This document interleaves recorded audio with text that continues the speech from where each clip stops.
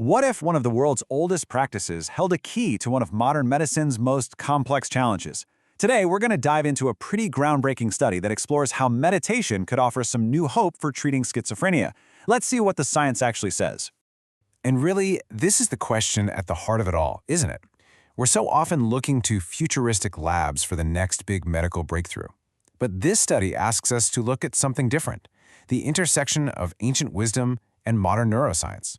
Could something as simple as mindfulness really offer measurable relief for people with schizophrenia? Okay, so to really get why this research is such a big deal, we first need to understand what the current treatment landscape looks like. Let's talk about the problem these scientists were trying to solve, what they call the treatment gap. Now, just to make sure we're all on the same page, schizophrenia is a very serious mental disorder.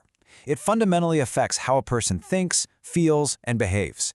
It can create this profound disconnect from reality, with symptoms ranging from hallucinations to major cognitive challenges that make everyday life incredibly difficult. For decades, our main tool has been antipsychotic medication. And look, these drugs can be absolute lifesavers, no question. But they're not a perfect fix. They often don't touch what are called negative symptoms, things like emotional numbness or pulling away from society. Plus, the side effects can be pretty serious. And that right there, that creates this crucial gap, a real need for other therapies that can work alongside the medication. So this brings us to the big idea behind the study. If the standard treatments have this gap, could something like mindfulness meditation actually help fill it? The researchers thought maybe it could, and they believe the answer was all in the brain. So here's the theory. Let's break it down. In schizophrenia, the brain's alarm system, the amygdala, is often stuck in overdrive. At the same time, the connection to the prefrontal cortex, which is kind of like the brain's CEO or control center, is weak. The idea here is that meditation does the exact opposite. It helps strengthen the CEO and improves the phone line to the alarm system, which could, in theory, help calm the emotional and mental chaos. Okay, so that's the theory. It sounds good, right? But how do you actually put something like that to the test?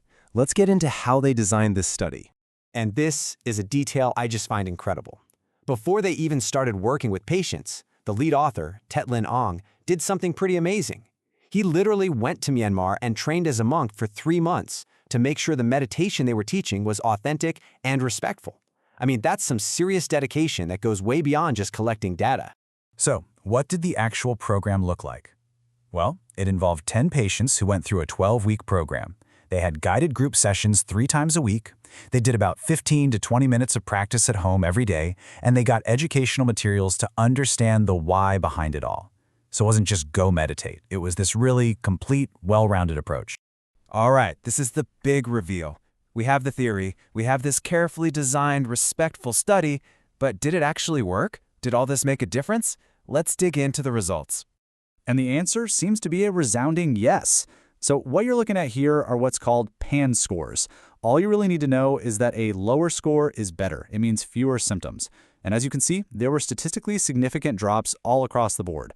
Positive symptoms like hallucinations went down, general anxiety went down, and here's the kicker, even those really tough to treat negative symptoms showed real improvement. That is a huge deal.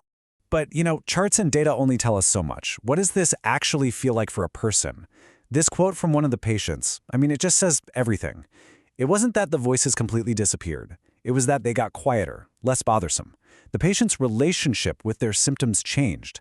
And that is a massive, massive win for their quality of life. And the benefits didn't even stop there. The program also led to real gains in brain function. Things like attention and planning got better. And just look at these quality of life scores. A 15% jump in psychological well-being, and a 20% improvement in social relationships. This shows the impact was felt across their entire lives in a really positive way. And it wasn't just a subjective feeling for the patients either. The people actually treating them, their healthcare providers, saw it too. This comment about seeing fewer emotional outbursts, well, that's a real-world clinical confirmation of what the brain science suggested, that their emotional regulation was improving. So what does this all add up to? We've got compelling data, we've got these powerful personal stories. Let's kind of zoom out and pull together the main takeaways from this really fascinating study. So what's the bottom line here? Well, it seems pretty clear that meditation can be a powerful tool for reducing symptoms. But maybe even more important, it gives patients a sense of control, a feeling of agency over their own health, which is so critical. Now, the researchers are very clear. This is a complementary therapy. It's not a replacement for medication. It's another tool in the toolbox. And we do have to remember, this was a small study. So while these results are incredibly promising, the next step is definitely more research with much larger groups to see if the findings hold up. You know, a study like this really just cracks open a door to some amazing possibilities. It's this beautiful bridge between cutting-edge science and ancient practice, showing us new ways to think about healing the mind. And it just leaves you wondering, doesn't it? What other powerful, low-cost, empowering tools for our minds are just out there, kind of hiding in plain sight, waiting to be rediscovered?